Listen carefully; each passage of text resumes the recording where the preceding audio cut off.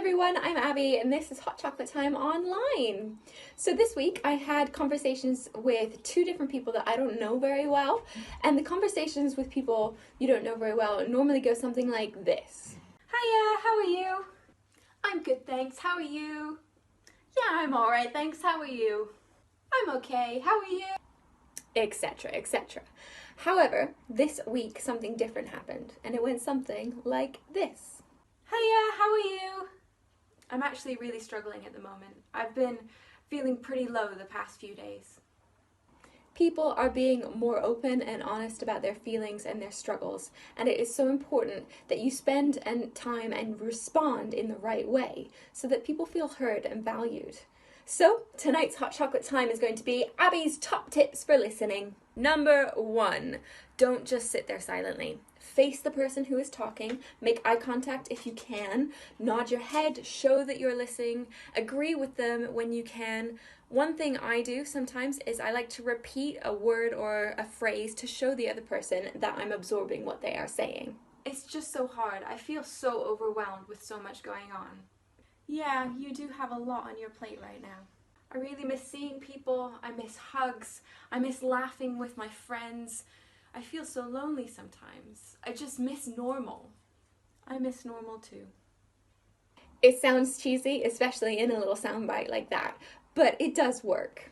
Number 2, try not to put words in other people's mouths or assume you know what they're going to say. I've been really struggling lately. Is it because of work or family or being stuck at home? Or is it because of that time that you fell over and everybody laughed? If people want to talk, let them talk. Try not to finish their sentences and ask really short questions. And don't be afraid of a little bit of quiet while the other person might think through what they're saying and consider their answers. Number 3, don't ask leading questions because it may seem nosy. If someone wants to talk, they probably have a reason, so let them get to that reason on their own. Don't push the conversation in the direction that you want it to go if they are the person who needs to talk. Number 4, a lot of you will feel the urge to fix problems. I'm really struggling with working from home at the moment. Well, there are a lot of tips online about how to work from home. Are you brushing your teeth every day? Do you get time away from your screen? Because that might be why you're struggling. It's really important to have a healthy diet and to exercise every day. You know, make sure that you're doing that as well. Now, are you still struggling? But I'm sure you all know from personal experience that sometimes it is just enough to talk to somebody to feel better. People may just want to talk and have someone listen to them. Also, it will build them up for them to talk through their problems and come up with solutions on their own.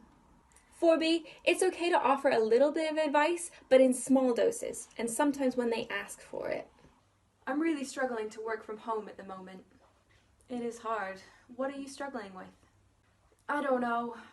It's harder than I thought it would be. Well, one thing that helps me is I like to have a scheduled lunchtime. Do you think that might help?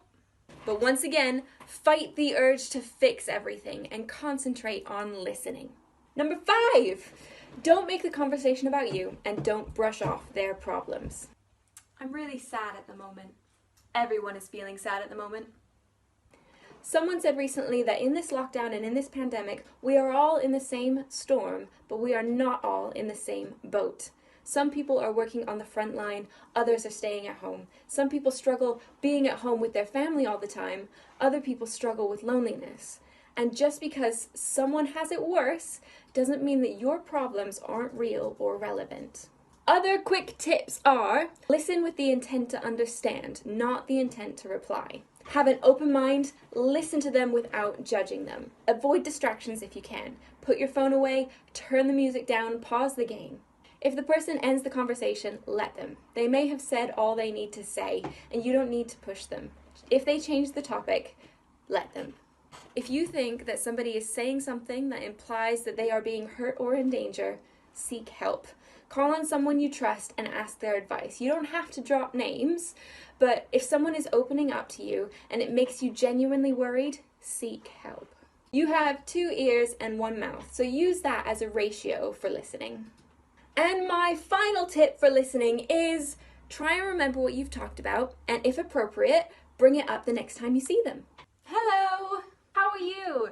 Is working from home getting any easier? It's getting better, thank you for asking. Remembering what you have talked about and checking up on people can make them feel valued and less alone. Be conscious of sensitive topics and encourage people as much as you can. Okay, that was Hot Chocolate Time Online and Abbie's top tips for listening. If you have any more tips for listening, let me know.